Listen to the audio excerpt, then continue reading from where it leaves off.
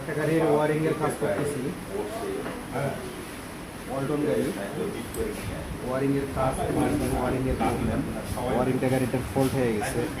আমরা ওয়ারিং এর কাজ করতেছি।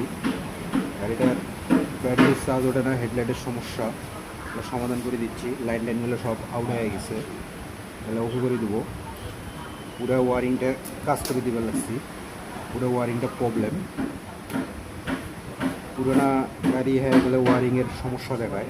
আমরা এটাই পুরোনো ওয়ারিংটাই মেরামত করতেছি। ওয়ালটন গাড়ি দেখতে থাকুন, ওয়ালটন ঠিক গাড়িটা। দাদা কেমন আছেন? গাড়িটা সাইড করো।